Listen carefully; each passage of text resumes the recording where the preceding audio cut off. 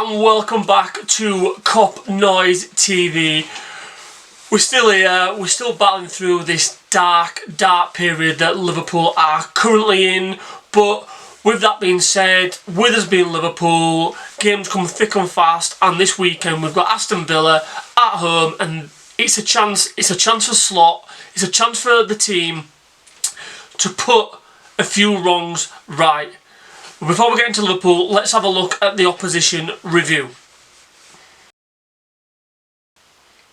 So Villa currently sit on the same points as Liverpool. They're one place below due to goal difference, but there's absolutely nothing in this. So it's a big game for Liverpool at the moment. Obviously Villa currently 8th, Liverpool 7th, so whoever wins this is going to jump above the other by 3 points, and you could be finding yourself by the end of this game. You could potentially dropped 2 or 3 places in the league, which is not where either team want to be.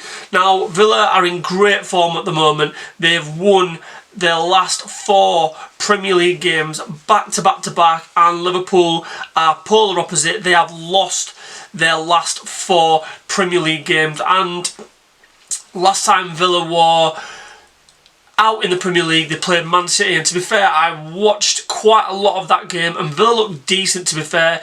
They're a well-drilled team, completely different to how they started the season.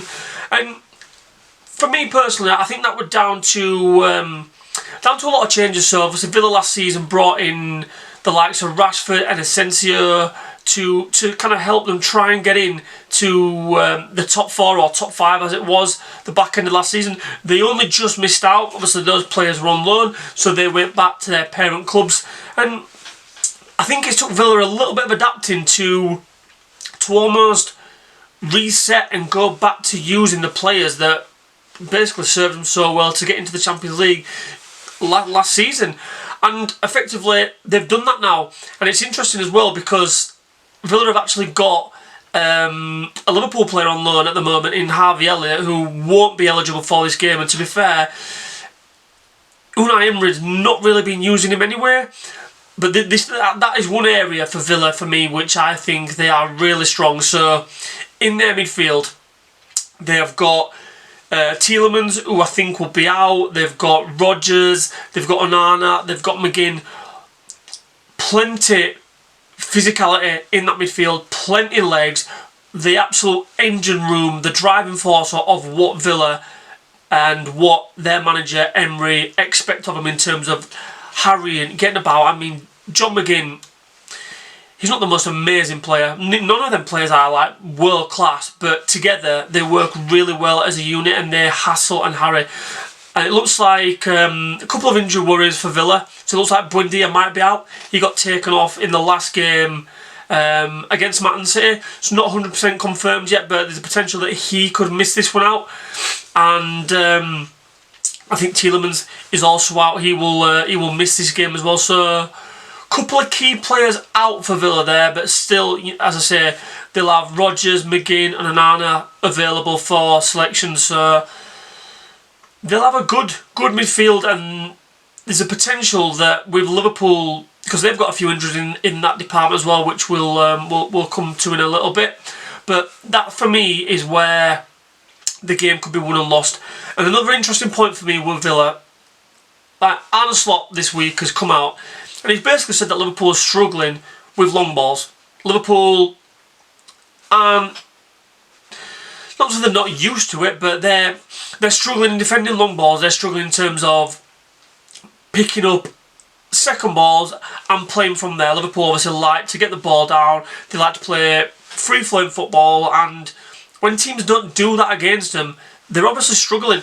And Unai Emery, I'd say, is he's a tactical manager. So Villa normally would like to get the ball down and play football. Now it's going to be an interesting one for me. Because of Liverpool's recent struggles, will Emery decide to change his tactics? I wonder if he'll revert to a more of a direct approach. And they've got the players to fight for those second balls. As I say, you know, with the likes of Rodgers, Onana and McGinn, they've got players that can compete for those second balls. But in terms of going direct, you'd probably think that Ollie Watkins is going to start this game for Villa. Now, he's not the sort of player that is going to compete with Konate and Van Dijk in the air. He's not.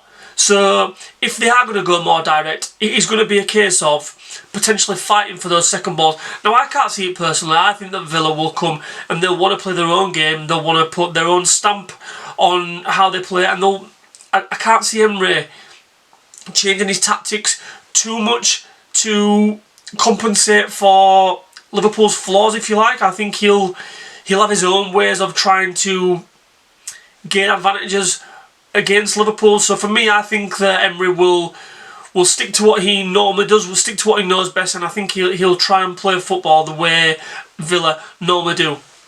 Right, let's get into Liverpool.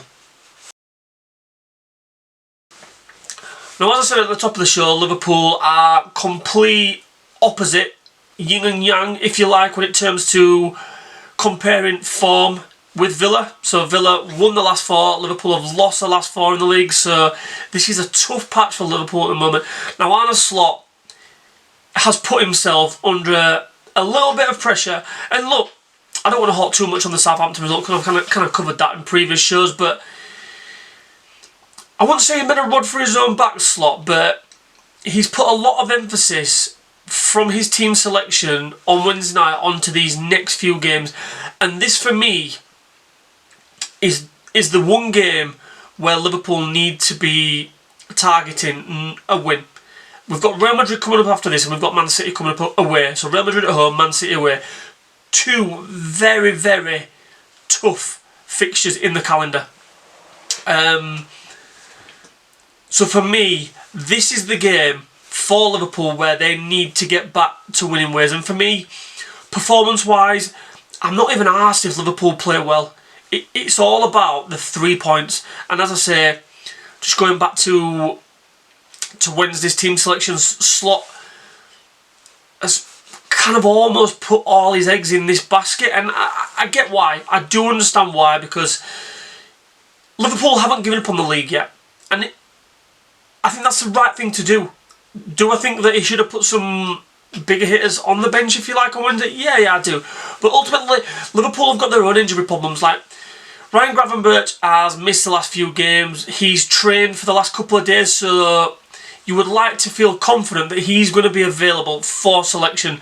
But throwing him straight into the team could be a risk here. But given the fact that Alexis Mac Allister's form is really, really poor at the moment, if rumours are led to be true, he's still gaining fitness. He didn't have the proper pre-season. Curtis Jones, I think, is out. He is injured, so he's not going to play. So the only kind of legs you've got in that midfield is Gravenberch and Szoboszlai. And for me, I think Liverpool have to play like this. So Dominic Szoboszlai likes to play more of an 8/10 role. But for me, Liverpool need to play a double pivot in this one, and they need to use Ryan Gravenberch. I'm giving the fact that Gravenberch is going to be fit for this one. They need to use him alongside Szoboszlai as a double pivot in those 2 number 6s, if you like, and let Florian Wirtz link the play up. Now, Isak's pretty much ruled out of this one, so Ekitike is going to play up front. Cody Gakpo, you think, is going to come back into the side, and Mo Salah is going to play. Now, the only and Jeremy Frimpong was pretty much ruled out as well. So Liverpool's starting lineup pretty much picks himself, and I'll get to that in a second.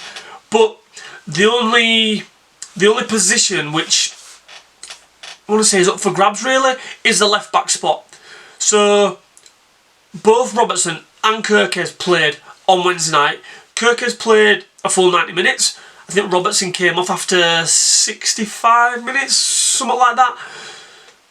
So, do we think there's anything in that? Do we think that Arne Slot is protecting Andy Robertson by letting Kerkez play the full 90 and Robertson's going to come in to the starting lineup for this game? I don't know. Let's have a look at what I think Liverpool's starting 11 will be against Aston Villa at the weekend. So Alisson's still out, so therefore goalkeeper picks itself. Aston Villa is going to be starting in goal. Jeremy Frimpong has pretty much been ruled out as well. Slots, I think, said that he's pretty much 99% ruled out in his press conference. So Conor Bradley's going to get the start right back. Kanate, Van Dijk are going to come in at the centre-back positions. So the left back, which I just spoke to you about just a little while ago, I think there's a telltale sign that Slot brought Andy Robertson off in midweek, so therefore Andy Robertson is going to start this game, and I think that's the right thing. If that happens, I think that's the right thing. I think Milos Kerkez has struggled a hell of a lot in his Liverpool career right now, and do I think he's going to be a good player for Liverpool? I absolutely do. I think he's going to be a wicked player, but there's nothing wrong with playing Andy Robertson. Andy Robertson is a quality left back, and he won the league with Liverpool last season. I don't think his form has dropped off that much for him just to get the elbow and get the boot out of the team straight away. So for me, I think bringing Robertson into the team is the right thing to do. In terms of midfield, as I alluded to just before, I think Liverpool need to make that midfield compact and competitive, because Villa's midfield is strong, it's full of running, it's full of energy, and they will hassle and harry Liverpool when they've got the ball. So therefore, I think Liverpool need to fight fire with fire, if you like, and I think they need to be a little bit reserved and play a double pivot, 2 number 6s, defensive midfield, keep that defensive midfield area tight, because teams have been able to run through Liverpool's midfield way too easy this season. So therefore, I would play Ryan Gravenberch. I'm thinking that he's fit. He's had 2 training sessions since he's come back, so I think he will go straight back into the team, and we need him in the team. We need legs in there. I'd bring Dominic Szoboszlai into the team. I think his legs, his engine is critical to what Liverpool do. In front of them two, I'll play Florian Wirtz. I think Liverpool have almost got to invest in Florian Wirtz now. Just fully commit. Tell the guy, right, you are the guy that's going to play the next, I don't know, 5 to 8 Premier League and Champions League games. You're going to be the man that's going to feed this front line for Liverpool and going to be the difference in unlocking defences. That's what I think they do. Liverpool have paid the money for him. They need to invest in him now, and they need to give him minutes on the pitch. On the left-hand side, Cody Gakpo will come back into the team. On the right-hand side, Mo Salah comes back in. And up top, obviously Alexander Isak has pretty much been ruled out, so therefore Hugo Ekitike will continue playing up top for Liverpool, leading the line, and hopefully adding to what is already a decent goal return for him. Let me know in the comments if you think any different to me, if you think the Slot will play any different personnel. Give me a thumbs up if you like the video, and don't forget to hit that subscribe button. I'll catch you in a bit.